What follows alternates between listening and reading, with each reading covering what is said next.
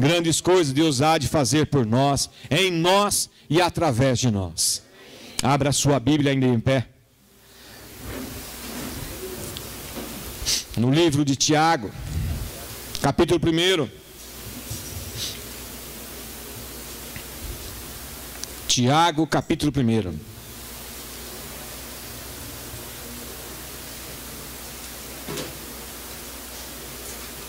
Nós vimos aqui hoje o Senhor agir e vai continuar agindo em nossas vidas. Nós cremos nisso, nós cremos num Deus que é pessoal, um Deus que é presente, um Deus que conhece cada um aqui pelo nome, particularmente, definitivamente. Mas nós também temos que nós vamos viver uma vida conforme a vontade dEle. E a carta de Tiago, a palavra de Tiago, o livro de Tiago, nesse momento, falará aos nossos corações. Capítulo 1, a partir do 16. Assim diz a palavra do Senhor: não vos enganeis, meus amados irmãos. Toda boa dádiva e todo dom perfeito são lá do alto, descendo do Pai das luzes, em quem não pode existir variação ou sombra de mudança.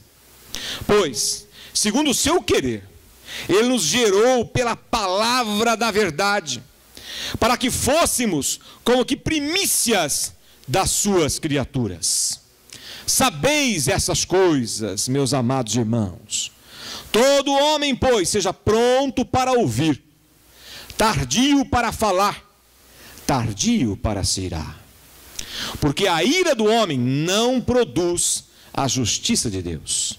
Portanto, despojando-vos de toda impureza e acúmulo de maldade, acolhei com mansidão a palavra em vós implantada, a qual é poderosa para salvar a vossa alma. Tornai-vos, pois, praticantes da palavra, e não somente ouvintes, enganando-vos a vós mesmos. Porque se alguém é ouvinte da palavra e não praticante, assemelha-se ao homem que contempla num espelho o seu rosto natural, pois a si mesmo se contempla e se retira, e para logo se esquece de como era a sua aparência. Mas aquele que considera atentamente na lei perfeita, lei da liberdade, e nela persevera, não sendo ouvinte negligente, mas operoso praticante, esse será bem-aventurado no que realizar. Se alguém supõe a ser religioso, deixando de refrear a língua, antes, enganando o próprio coração, a sua religião é vã. A religião pura e sem mácula para com o nosso Deus e Pai é esta: visitar os órfãos e as viúvas nas suas tribulações, e a si mesmo guardar-se incontaminado do mundo. Aleluias. Amém. Mais uma vez, oremos ao Senhor. Nosso Deus, amado Pai, Senhor Jesus, nós te louvamos com cânticos espirituais. Nós oramos te adorando com orações ao qual colocamos o nosso coração diante do Senhor em adoração. Nós também, ó Senhor, te oramos agradecendo as dádivas, as bênçãos que o Senhor tem derramado sobre nossas vidas. Nós oramos, ó Deus, abençoando o teu povo, porque cremos na promessa das tuas bênçãos. Mas agora acabamos de ler a sua palavra. Palavra essa que não volta vazia. Palavra essa que é poder dos céus.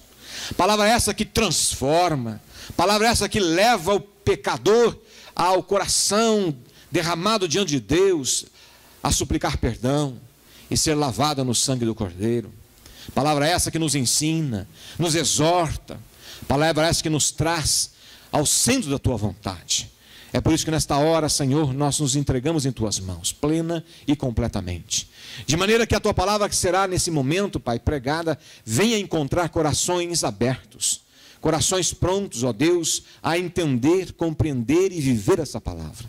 Abençoe esse teu servo que nesta hora leu a palavra, carente, necessitado do Senhor, preciso, meu Deus, desesperadamente da tua unção, do seu poder, meu Deus, para que o Senhor fale em mim e através de mim, que eu diminua para que o Senhor cresça, Senhor, que o Senhor possa resplandecer o seu rosto sobre todos nós, e derrama sobre nós o teu amor, poder e misericórdia nesta hora, em nome de Jesus, amém. Podem sentar, meus irmãos, podem sentar.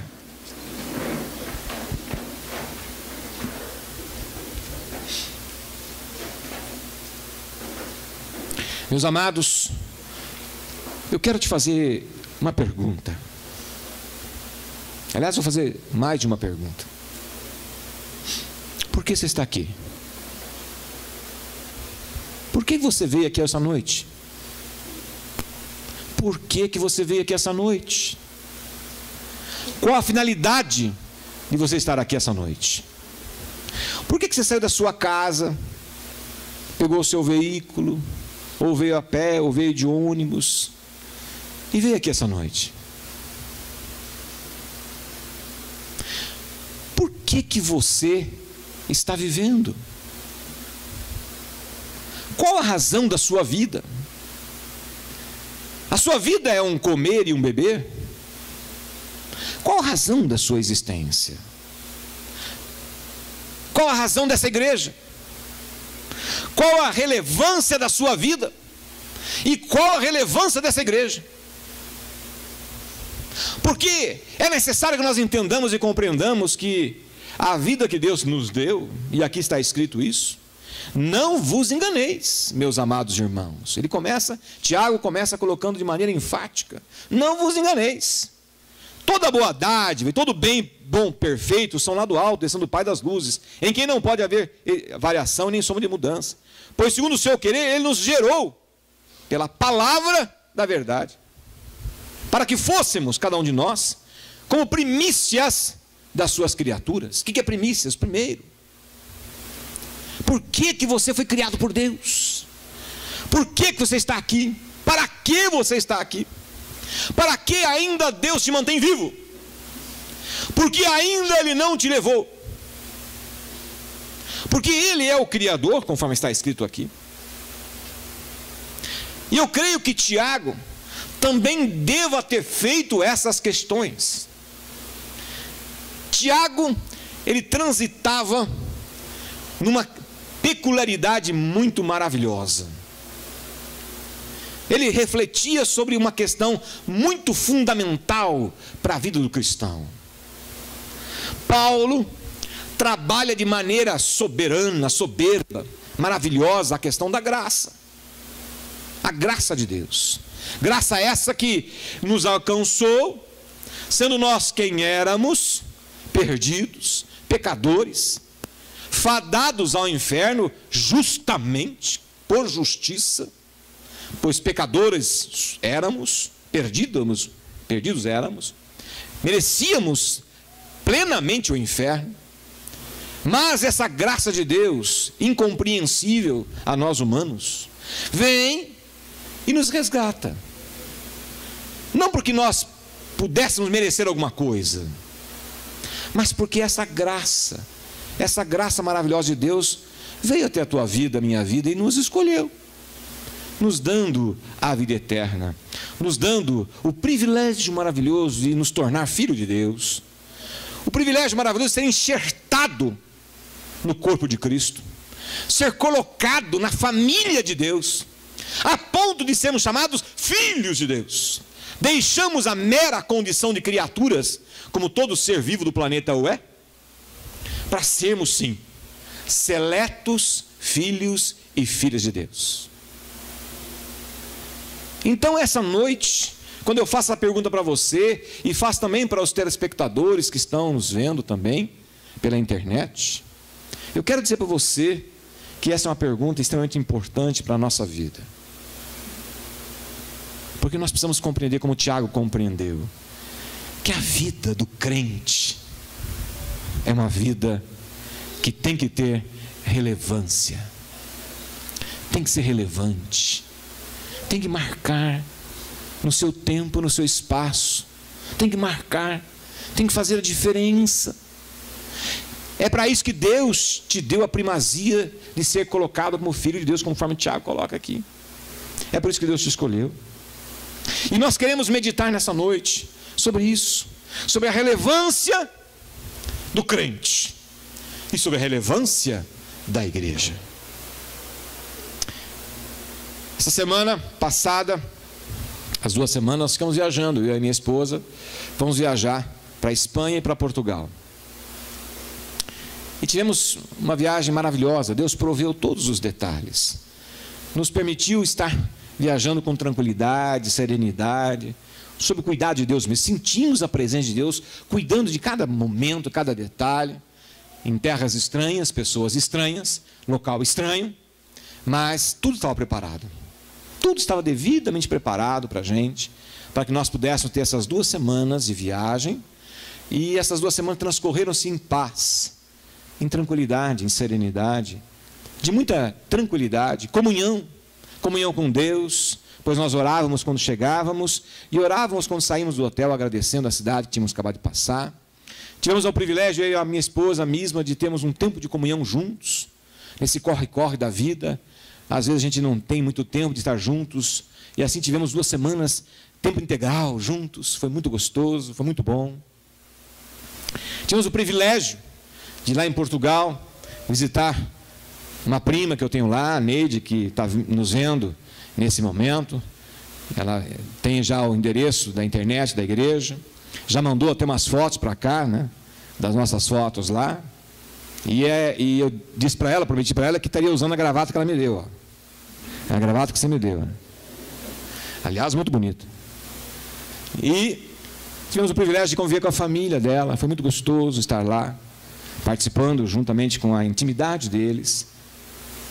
Mas dentro desse passeio todo, vimos muitas coisas. Portugal e Espanha convivem com 2 coisas interessantes: o antigo e o novo.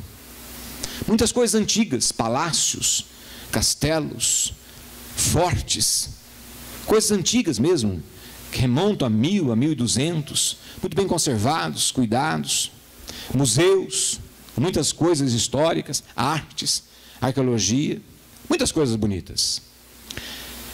Mas também vimos lá algumas coisas interessantes. Vimos a arquitetura, uma arquitetura portentosa das igrejas. Vimos igrejas que realmente hoje são consideradas, uma delas, a qual eu vou passar agora, prepara aí por favor, foi considerada uma das maravilhas do mundo, mas vazias. As pessoas que vocês viram nesse filme são turistas. Turistas visitando as igrejas, mas vazias.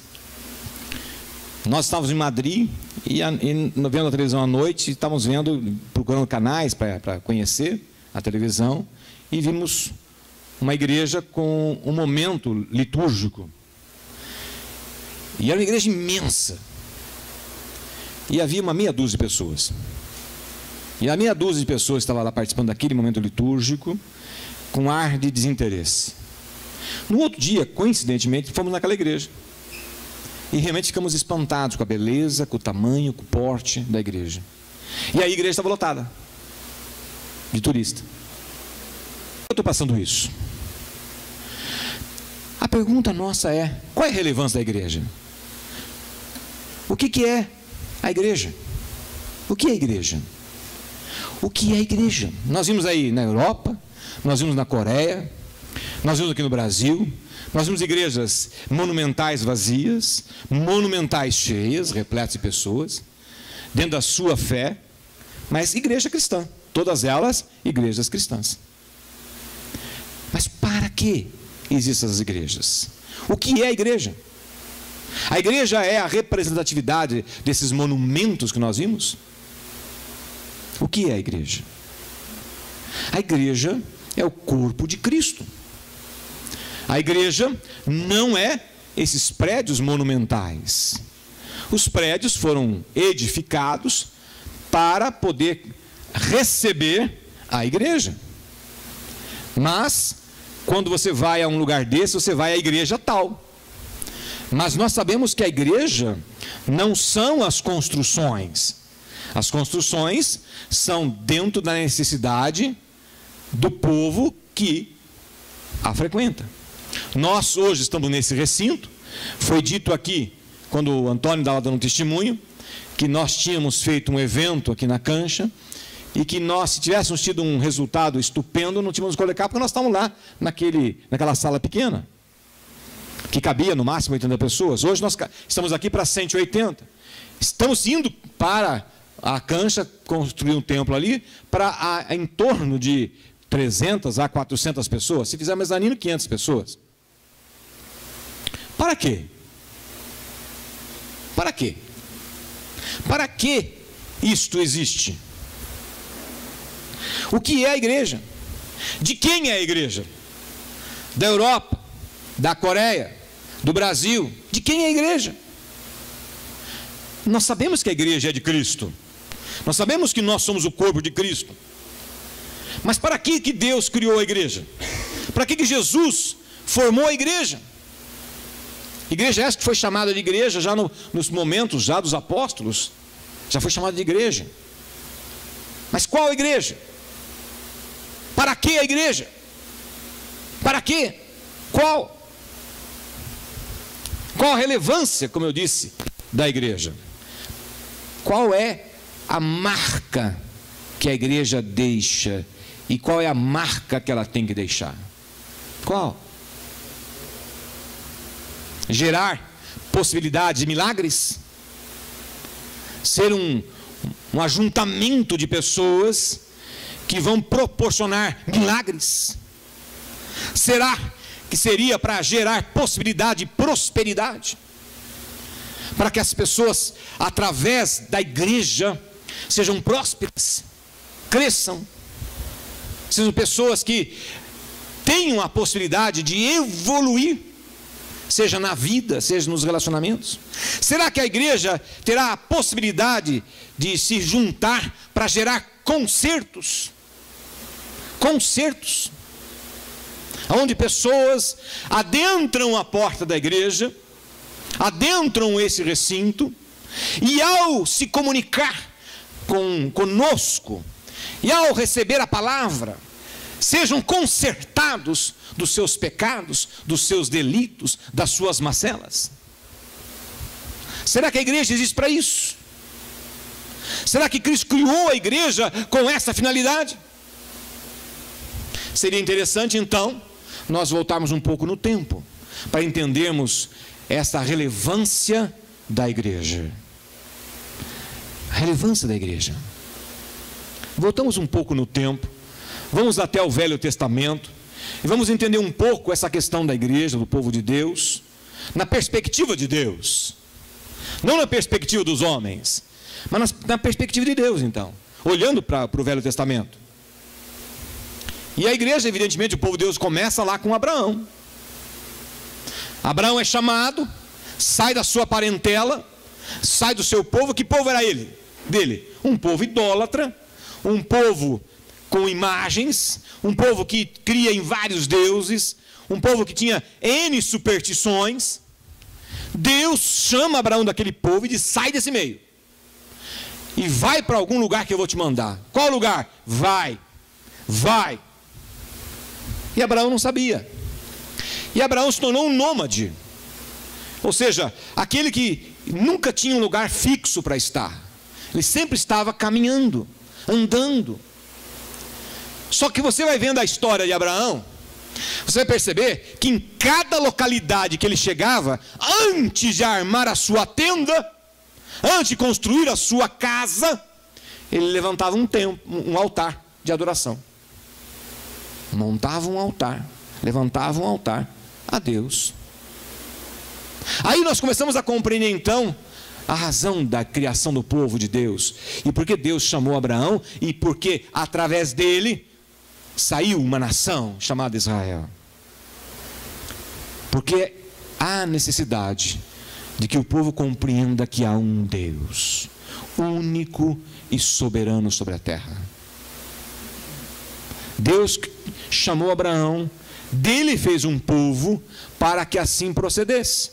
Esse povo cresce, vai para o Egito, lá se torna escravo, lá Deus os tira da escravidão e forma de fato um povo, de novo nômade, caminhando pelo deserto, de novo para andar, agora sim com uma promessa de uma Canaã, de um lugar onde eles chegariam, e ali teriam de fato uma terra, uma nação, um local para viverem. E onde é esse lugar? No meio de um povo idólatra, no meio de um povo crente de muitos deuses. no meio de vários povos que faziam atrocidades em nome dos seus deuses, a ponto de sacrificar os seus próprios filhos a esses deuses vivos numa fornalha acesa. Faziam isso. Israel é chamado para ir no meio dessas pessoas. Para fazer o quê? Para mostrar para esse povo que há um Deus, único e verdadeiro, poderoso.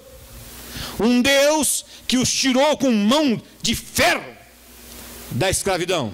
Um Deus que os liberta dos seus inimigos. Um Deus que os coloca em batalha contra aquele povo, para mostrar que aquele Deus era com eles. E se Deus era com eles, quem seria contra eles?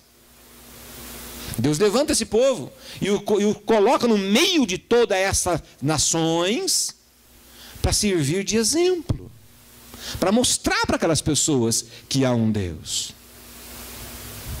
Nós estamos falando isso porque nós temos que entender qual é a relevância da igreja. Nós estamos caminhando no Velho Testamento para compreender como é que Deus enxerga a relevância da sua igreja. Então esse povo tinha essa incumbência. Um povo para viver uma vida de testemunho de um Deus poderoso que agia neles e através deles. Um povo que tinha o privilégio de poder contar com esse Deus, que é um Deus pessoal, misericordioso, perdoador e justo. Diferentemente daqueles outros deuses estáticos, deuses em forma de estátuas, Deus em forma de ações que geravam muita libertinagem, promiscuidade.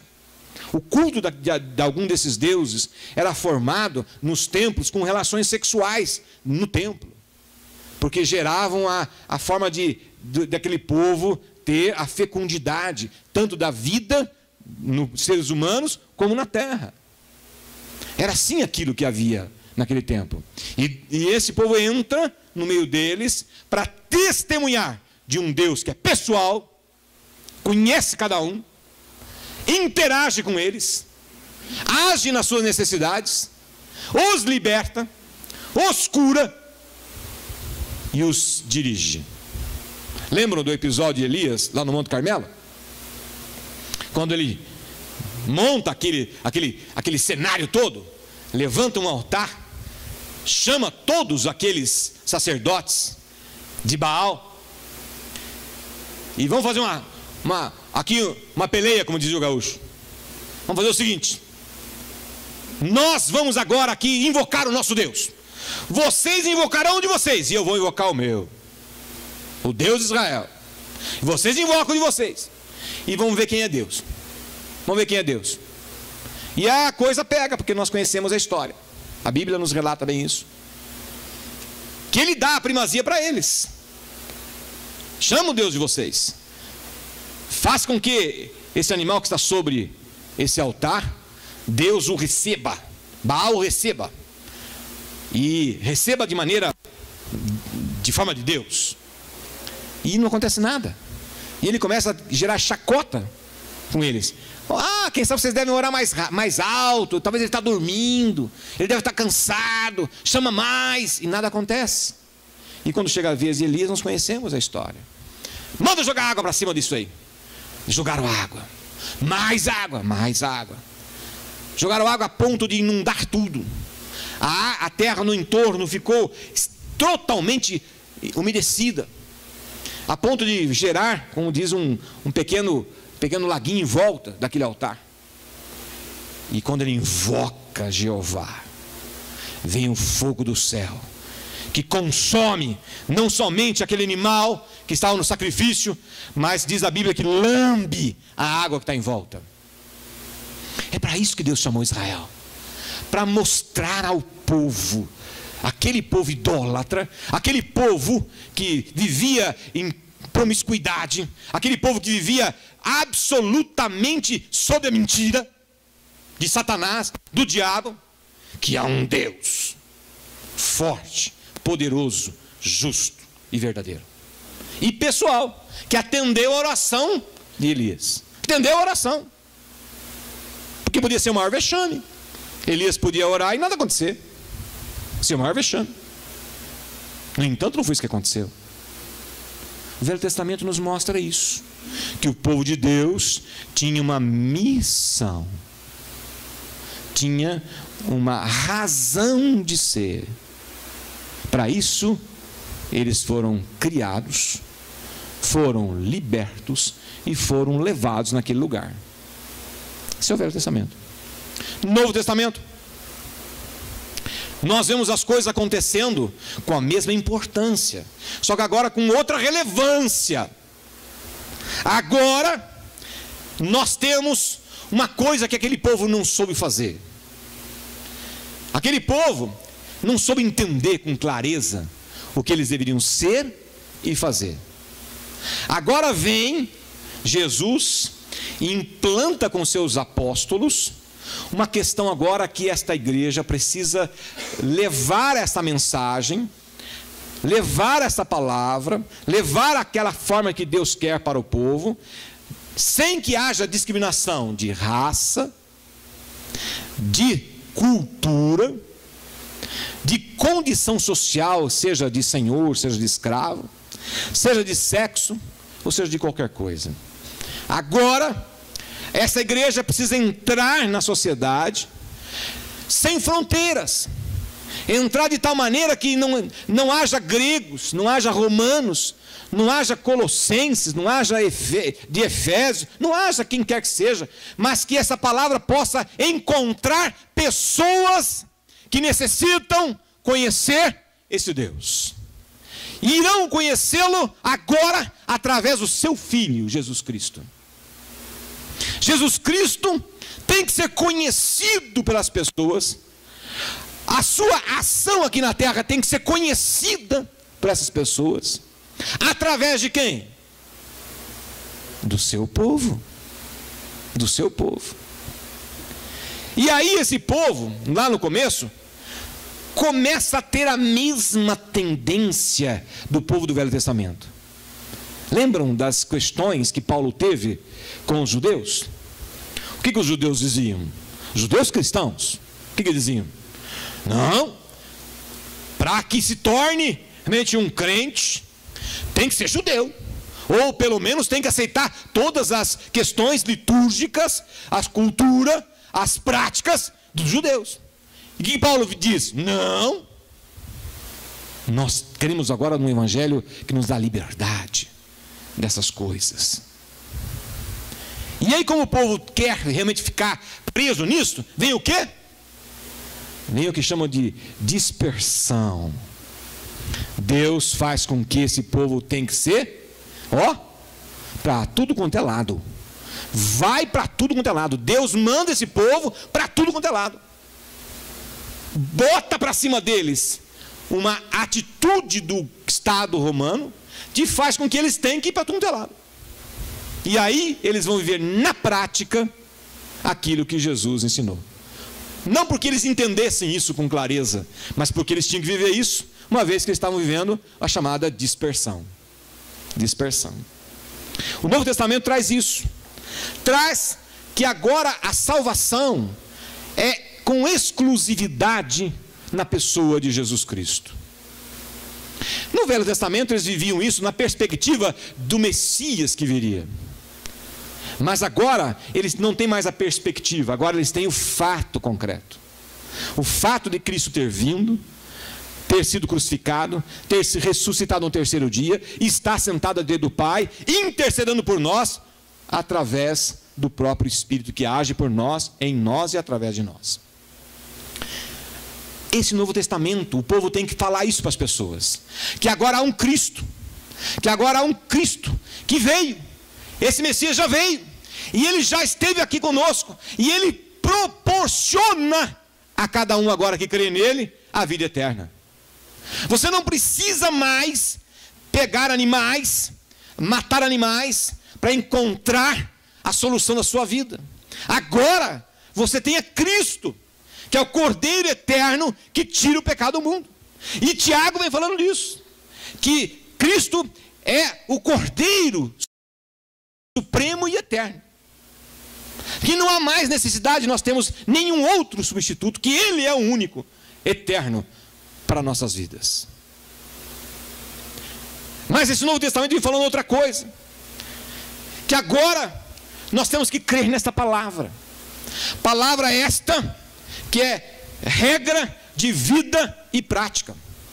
O que o Tiago tem falando aqui, vem falando para você e para mim essa noite, é que a relevância da palavra de Deus, a relevância da igreja e, obviamente, a relevância do cristão é que tem que ser operante. Operante. E aí, por fim, nós temos o que a reforma nos trouxe com mais clareza, que se chama o sacerdócio universal do crente. O que é o sacerdócio universal do crente? O sacerdócio, o que é um sacerdote? O sacerdote é aquele que intercede por. Esse é o sacerdote, é aquele que intercede por. A figura do Velho Testamento havia os sacerdotes. Então o povo ia até o sacerdote praticava o sacrifício ali e, obviamente, intercedia a Deus pelas vidas. Agora, nós temos o sacerdócio universal do crente. Significa o quê? Que você e eu, todo crente é um sacerdote de Cristo. Todo crente, ele tem a incumbência natural de poder proclamar que só Jesus Cristo salva. Todo crente. E quando todo crente fizer isso, se fizer, você encontrou a relevância da igreja. A relevância da igreja. Por que eu passei aquelas imagens? Porque não é o grande ajuntamento que faz uma relevância de uma igreja. Não é a grande construção que faz a relevância de uma igreja. Não é a suntuosidade dos seus altares, como nós vimos lá em vários deles. Não é a grandeza ou a pequenez de uma igreja que faz a relevância dessa igreja. A relevância da igreja está em você compreender por que nós existimos. E onde que é essa compreensão? Essa compreensão está exatamente no ponto pelo qual nós somos criados, pelo qual você foi criado, pelo qual você foi resgatado. E qual é essa relevância? Primeiro, você foi criado e resgatado para que você adore a Deus. O povo do Velho Testamento adorava a Deus, no Novo Testamento adorava a Deus, e hoje nós temos que ser adoradores de Deus. Adoradores de Deus. Nós temos que ter isso no coração e na mente. Nós temos que amar a Deus. Nós temos que conhecê-lo mais e melhor a cada dia. A cada dia. Essa é a primeira questão. A segunda questão é que você tem que ter uma vida de testemunho. Uma vida de testemunho. Uma vida santa. A relevância da sua vida está diretamente ligado com o testemunho que você dá no seu cotidiano. Como é que você é como funcionário da empresa que você trabalha? Que tipo de testemunho você dá lá no seu trabalho? Que tipo de testemunho você dá para os seus superiores? Que tipo de testemunho você dá para os seus colegas de função? Que tipo de testemunho você dá como empresário? Que tipo de testemunho você dá? Meu irmão, minha irmã, nós temos que compreender e entender isso. Se nós não entendemos essa relevância, nos tornaremos como as igrejas da Europa. É questão de tempo. Questão de tempo. A relevância de uma igreja está diretamente ligado com a relevância do crente. Do crente. Porque a igreja somos nós. É eu e você. Somos nós. E essa noite o Espírito Santo está nos falando que é necessário que nós entendamos e compreendamos que não é a quantidade de gente que gera relevância. Porque nós vimos algumas igrejas repletas de pessoas. Eu não estou aqui julgando nada, porque quem sou eu para julgar quem quer que seja. Mas a Bíblia diz que pelos seus frutos vos conhecereis. Nós temos que compreender que a igreja grande, cheia de gente, não significa que seja uma igreja que está sendo relevante na vontade de Deus. E uma igreja pequenininha não significa que não está sendo relevante na vontade de Deus. A relevância está em compreender o papel pelo qual nós somos criados, regenerados e trazidos até aqui. Então a primeira coisa é que nós temos que compreender que nós temos que ser adoradores de Deus. A segunda coisa é que nós temos que ser testemunhas vivas aonde nós estamos, no seu trabalho, na escola. Nós não podemos ser iguais ao mundo. Nós não temos que parecer com o mundo. Nós temos que parecer com Cristo. O que o mundo faz ou deixa de fazer, isso é problema do mundo. Israel foi chamado para ser exemplo no meio daquele povo. A igreja de Cristo primitiva foi chamada para ser exemplo naquele povo. E nós hoje não somos diferentes. Nós somos povo de Deus para ser exemplo. Você é exemplo no seu trabalho, você é exemplo na sua vizinhança, você é exemplo como pai, como mãe, como filho. A cada vez que nós abrimos nossa boca, como diz Tiago, de maneira impensada, ele diz aqui no texto, olha aqui, versículo 20, 19, sabeis as coisas, meus amados irmãos, todo homem, pois, seja pronto para ouvir, tardio para falar, tardio para se irar. Qual é o exemplo que você está dando? Quando você é impulsivo para falar o que não pensa, falar o que não deve, agir com imprudência com o esposo, com a esposa, agir com falta de respeito com os filhos, filhos agindo com falta de respeito com os pais, está aqui na palavra de Deus. Pense antes de falar, pense antes de agir, pondere a sua palavra, pondere a sua língua, tenha testemunho vivo. Essa é a relevância do crente. O que mais? Você precisa ser um fiel proclamador de Cristo. Aquele que não fala de Cristo por vergonha, porque acha que não está preparado, porque acha que não tem jeito, porque acha que não leva jeito, você está sendo um infiel. Eu vou falar de novo. Você que está me ouvindo aí na TV, eu vou falar de novo. Aquela que não fala de Jesus para o seu colega de trabalho, que não fala de Jesus para as pessoas que estão ao seu redor, está agindo exatamente como agia Israel no tempo antigo. Está agindo exatamente como a igreja primitiva quis agir no começo. O que Deus fez com esses dois? O que Deus fez com Israel? Mandou cativo, escravo. Com o povo primitivo, rua, vai embora, tem que ir embora, largando tudo para trás, casa, bens, mantimentos, largando tudo para trás, porque tinha que preservar a vida. Às vezes a gente passa por certos desertos na vida e fica perguntando: Deus, por que Deus? Por que Deus? E a gente não para pensar que às vezes Deus está promovendo a nossa vida com os desertos, porque é através desses momentos que nós nos lembramos dele de novo, vamos aos seus pés de novo, voltamos a ele de novo.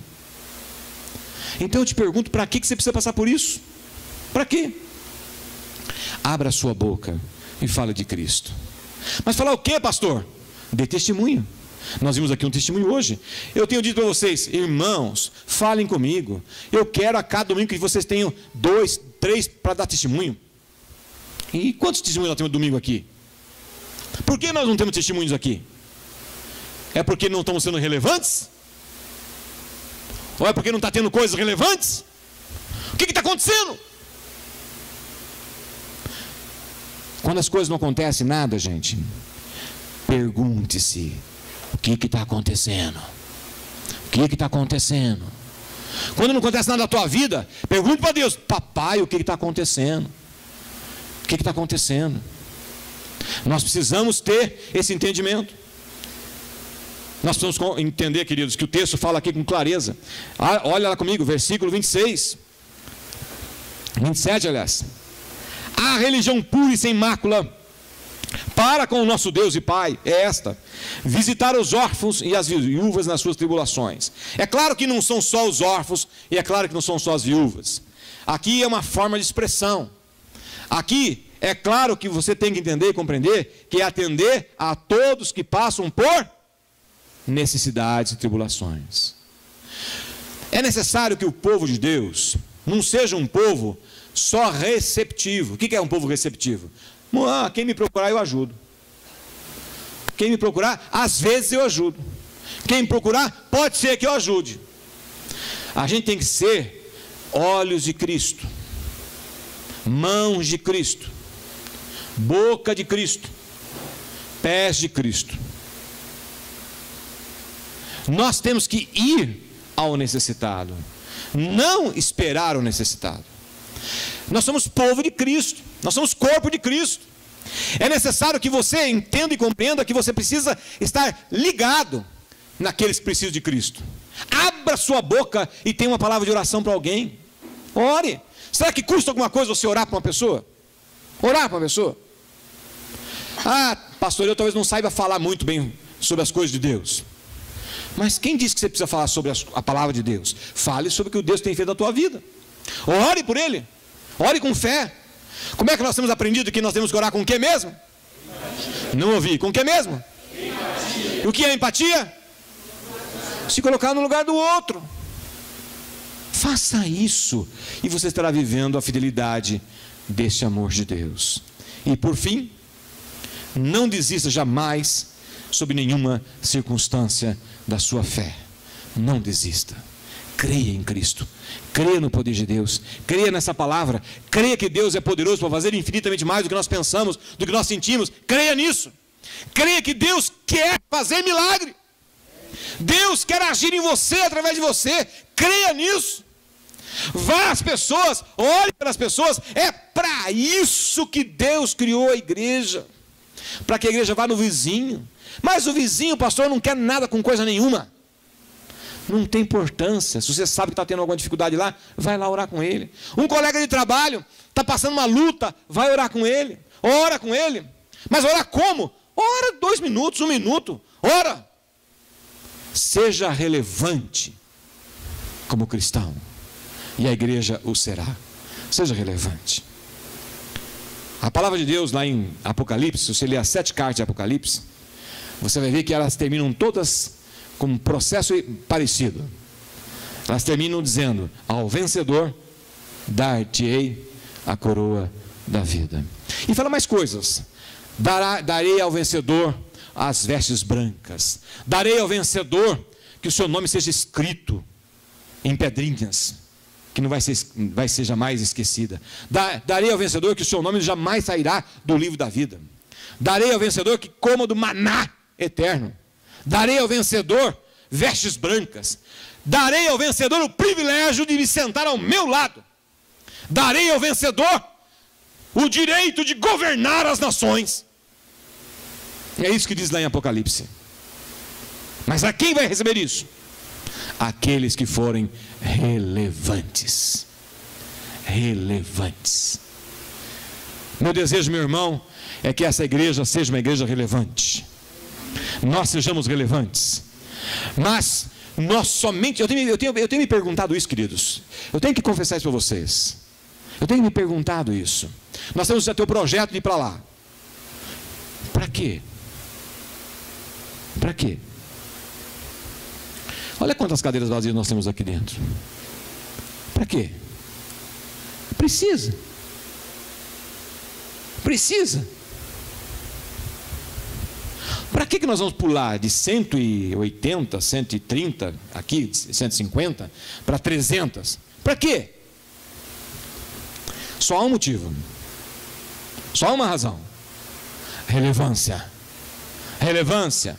A igreja presbiteriana Filadélfia, se quiser ser uma igreja relevante no reino de Deus, precisa ser operante. E quando eu digo operante, não sou eu somente. Cada um de nós. Se cada um de nós crer que Deus vai operar aqui sinais, prodígios e maravilhas, então vai acontecer. Se nós cremos que Deus vai curar, libertar e salvar, então vai acontecer. Se nós não cremos, nós vamos ser como aquelas outras igrejas, meia dúzia de gato pingado dentro da igreja. Ou faz-se um tempo bonito para não ter ninguém. Ou pode ter muita gente, mas com a fé colocada em coisas erradas, em coisas que não são do Senhor, como nós conhecemos muitas por aí. Então, queridos, o que nós queremos essa noite é compreender que o Espírito está dizendo essa noite para você e para mim, que você tem que ser relevante. Relevante. Você jovem tem que ser relevante. Lá na sua escola, relevante. Não entra na conversa daquele povo. Não faça o que eles estão fazendo. Seja relevante. Você que trabalha na empresa, seja relevante. Não entra na conversa com seus colegas de trabalho que quer enganar a empresa, enganar o superior, enganar o patrão, deixando de fazer o que precisa ser feito, ficando ocioso quando podia ser produtivo. Seja relevante. Seja relevante. Você que é empresário, seja relevante.